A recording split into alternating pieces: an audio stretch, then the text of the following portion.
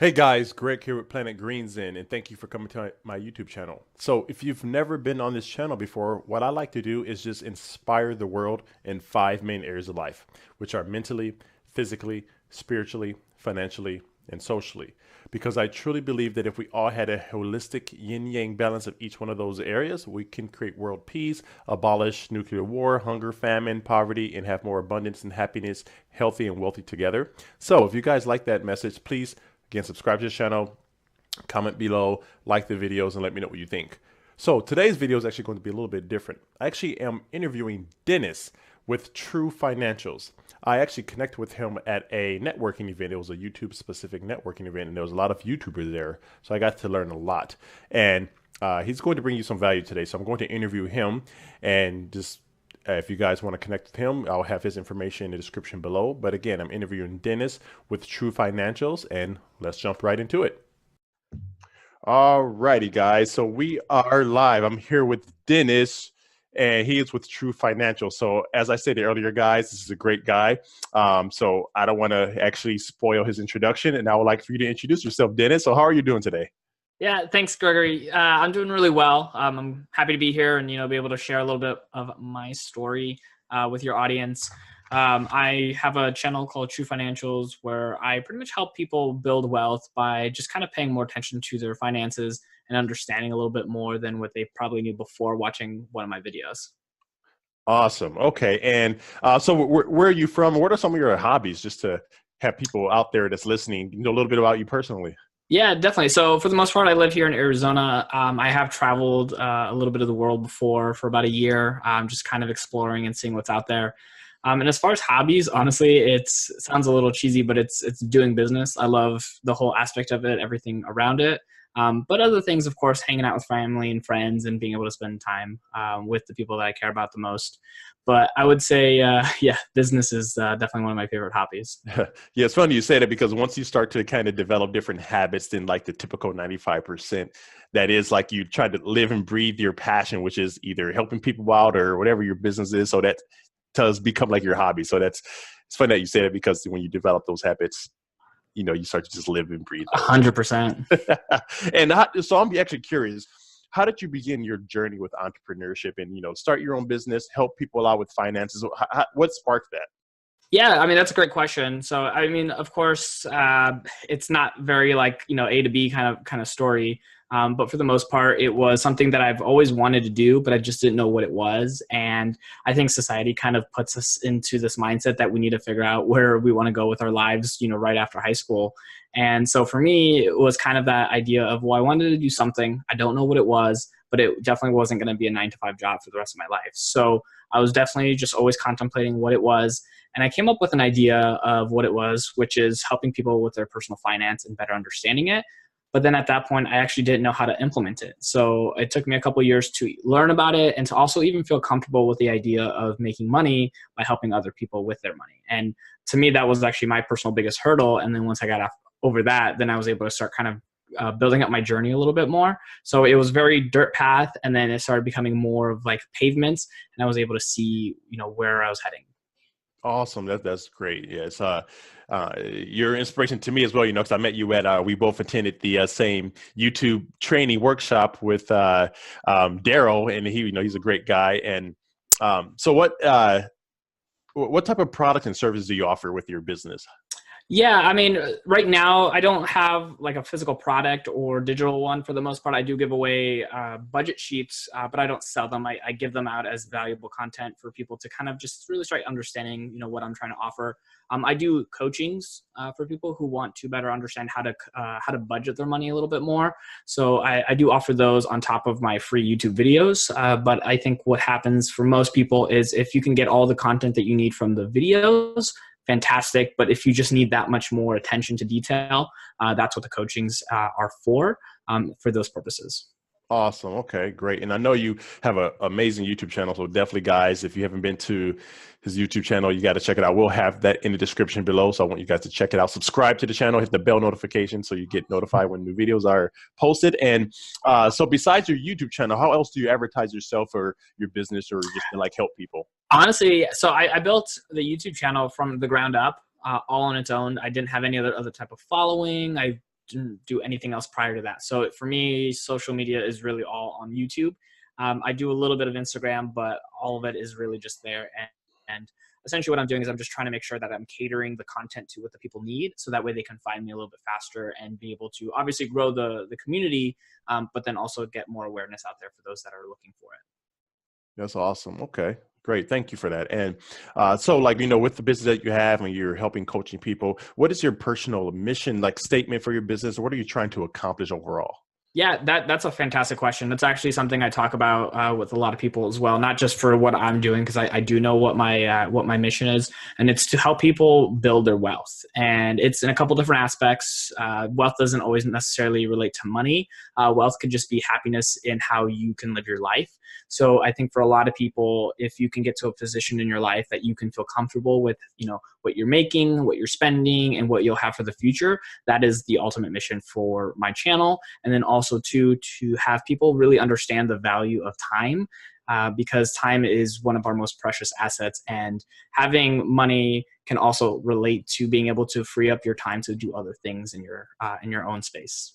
Oh man, you just hit me there. I'm really big in that. I really believe in having time freedom and not necessarily just exchanging freedom for just any type of W-2 or just like a standard job. I know a lot of us, we have jobs and we need them, to get feed our families, but sometimes people just get stuck in that mundane hamster wheel circle to where they let fear overtake them, and then they just get stuck, complacent, they get comfortable, and they start to tell themselves why it's okay for them not to reach their greatness. So yeah, exactly. And I think the biggest misconception to that whole notion, because I've had people kind of like back at me sometimes when I talk about, valuing I can even say the word value time.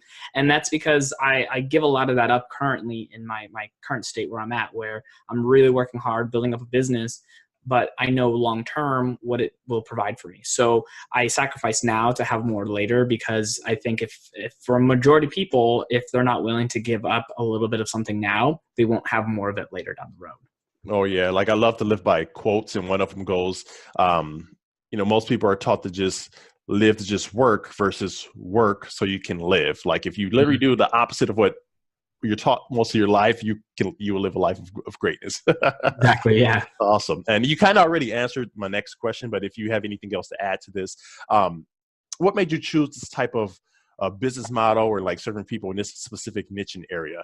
I mean, that is definitely a great question. I would say for me personally, when I was looking at the whole budget coaching and helping people, it is great, but the whole YouTube aspect is so unbelievably powerful, because I can have a message, and then that message is being echoed day in and day out, whether I'm awake, asleep, with my family, whatever the case may be. And to me, that is something more powerful than any other platform provides. And that's why I am currently right now on YouTube.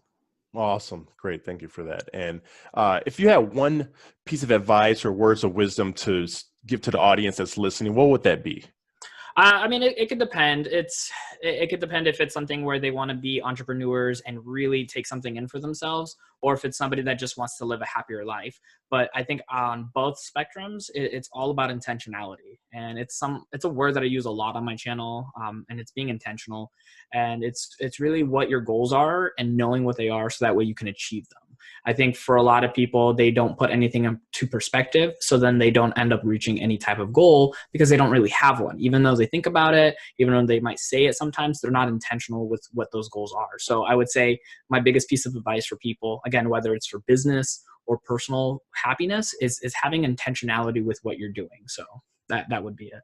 Yeah, that's powerful. There's, again, I live by a lot of quotes, and I like to learn from a lot of people from the past. And one person in particular is Earl Nightingale. I really love his stuff. I don't know if you know who that is, but 100%. Yeah. So like one of the things that caught my attention when I first started to kind of change my mindset a couple of years ago, he says, if you were to ask the common person what they were thinking about, most people would be silent, because most people don't think. And when I first heard that, I kind of got offended. I was like, wait, I do think, I'm not dumb, but when you really think about it, most people don't really think. They just kind of go through these habits. And like you said, when you start to question them, get to their why, and get to those paradigm shifts in that subconscious mind, then it's like, wow, like I didn't know this world exists. It's like being unplugged from the matrix. So exactly. Like you said that. Okay. So why do you think that most people actually never pursue their dreams or aspirations or goals? Like, why do you think that is? Because of failure. I think a lot of people tend to either fail in one aspect or have the fear of failing. And I know it's kind of cliche to say it, but I actually think it's more along the lines that they have failed before and then they don't want to repeat that kind of mistake. And for me, I love failure because I see it as a lesson of what not to do next time. And, if you like quotes, I know Edison says, I didn't find 1,000 failures on creating a light bulb. I found 10,000 or 1,000 ways or 10,000 ways to not make it, So for me, I think a lot of people just don't like to go through this path, which is like a muddy path. You don't know where you're going. It's very tough and very difficult. And so they just don't want to go through all of that mess and, fail and then not feel accomplished when in fact, failing, it can actually lead you to the next best thing in your life. And for me, that's actually the case with YouTube, where I actually had a YouTube channel prior to TruFinancials, and that one pretty much failed in all the senses that you can think of. Is I just wasn't doing everything right. It wasn't my passion for the most part. But what happened was it led me from understanding a little bit about YouTube enough to the point where I felt comfortable with getting on camera and making my first YouTube video for this channel. And so that changed my perspective. And if I didn't fail that first time on that, I wouldn't have gotten to this next stage of my life. Oh man, I love you say that, because like me personally, I'm still new to YouTube. My channel is still fairly new. I've done plenty of failures. I'm still learning myself, and I love that you say that because, again, another thing I like to live by is like the definition of failure is not failing, it's quitting. So failure is part of being successful, and you fail forward. And if you think about it, when you're a baby, we don't have a lot of these paradigms programmed to us. So as we're learning to walk, we fall and fall. Now think about if we had our adult selves, we would all be slithering on our bellies if we, oh, I can't walk, I just tried once and I fell over. So yeah, if we gave up as a child, 100%. I mean, there's a reason that, if you can walk, everybody walks, is because everybody can believe that we can walk because we all already do it, right? So it's like if we believe in ourselves and our abilities to get to a certain place in our lives, even every single time we are tripping and falling, but like you said, as long as we're tripping forward and constantly moving, we're going to get to that position. I think it's when people don't see themselves in that position to be able to achieve, they're not going to get there. So if nobody was walking before and the first person ever tried to walk, it'd be very difficult to do that because nobody else would see it. Exactly. Wow. Powerful words, man. And I guess you could say like the last question I have for you in this interview is, what are your thoughts on other people's opinions when it comes to like pursuing greatness or something that a person believes in, whether it's family, friends, coworkers, strangers? What do you feel about other people's opinions? So, I mean, the interesting thing about how other people perceive your goals and your focuses is that it's one thing what they believe, and then it's another thing what you believe. And if you have people disagreeing with you in masses, that means you're doing something right. That's how I always see it. It's like if everybody's doing one thing, I need to be doing something else. So if you're hearing a lot of that around you, then you might be on the wrong path. Because that means that they clearly don't see what you see or what you want to see. But one of my other really big things as well too is a lot of times with big successful people, you will hear them talk about how when they were starting their business, when they were starting their adventure, when they were doing what they wanted to do, a lot of people ask why, and then down the road people ask how. So I want to be in that position where, I recall when I first started my YouTube channel and all these other people around my life, like, why would you do that? Why would you spend 40 hours extra on top of a regular working, job to be able to create this when you're not making any money? Why? And then now I'm getting people asking me how. So it's a paradigm shift like you're talking about, where I know what was to come and I believed in myself to do so. And then it resonated with the people that were around me because now they're kind of seeing it too. Awesome, man. That's powerful. Thank you for that. And totally agree 100%. And then for the viewers or listeners out there, one thing that I actually learned to do a while back was actually, again, I love to live by quotes. So one of them goes, people who talk tend to repeat what they hear. People who listen tend to learn something. I believe that's very powerful. That's a good one. I have one that my wife found recently for me, and she knew that it was 100% related to me. But she said that the quote went, "The last thing to grow on a fruit tree is the fruit." Oh. So you think about it, and it's like, this little seed has to go into the ground, has to get covered up, needs water, starts growing roots, a bark, a leaf, little leaves, and then the fruit actually ends up becoming the fruit. So it has to go through that whole process to be able to achieve something for itself. So it's like when you think about that, it really kind of changes that mindset. Oh wow, yeah, that's powerful. It kind of reminds me of the I don't remember the exact quote, but with the bamboo, how like for the first 5 years you water it, you don't see anything, and then the fifth year, boom, it's like 10 feet tall and strong, but it's growing under the ground, but you just don't see it. So it's like the compound. I don't know if you ever read the book called The Compound Effect. It's a really good book, but a lot of people, like when you fail and fail, you don't see results, and you just keep doing it. But it's compounding in the background. You may not be able to see it or feel it or taste it, but it's there. You just got to keep going and just A don't give hundred. up on your dreams. Yeah, I haven't read the book, but I do believe that. And I almost like to ask people, like, what is something that you've done for 5 years over and over again, regardless of the failures, and are not successful?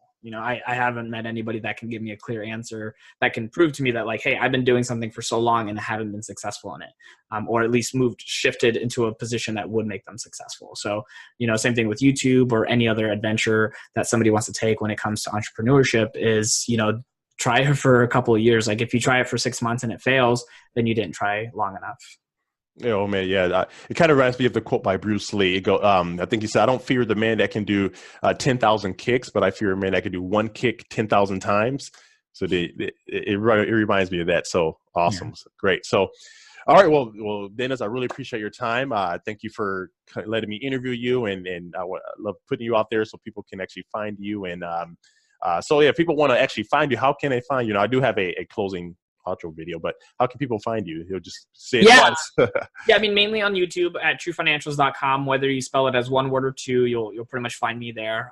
My mug is on all of my thumbnails for the most part. I also have a website that people can check out as well. It's just TruFinancials.com. But yeah, definitely check out the videos on the channel, see what you like. If it's for you, join the adventure, join the community, because it's something that it's all about positivity mindset.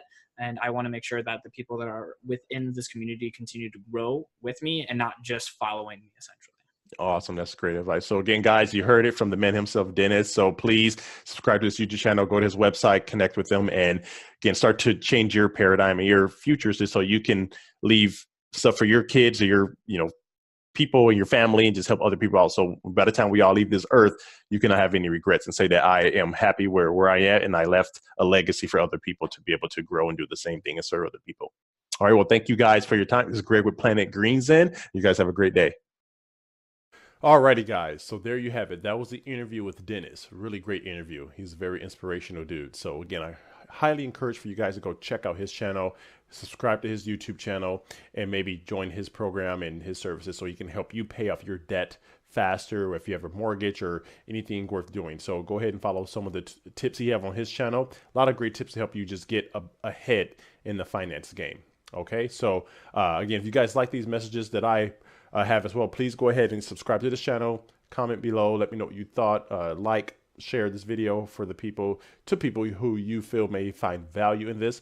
Also, again, if you guys need help with manifesting greatness and motivation, go ahead and just click in the description below. There's some links there that will actually take you to a landing page, put in your email address just so you have access to the information on the other side that can help you start to manifest the greatness that you're meant to be and you're meant to have. Okay. Alrighty, guys. So keep fighting for your freedom, and I'll talk to you guys soon. Thank you.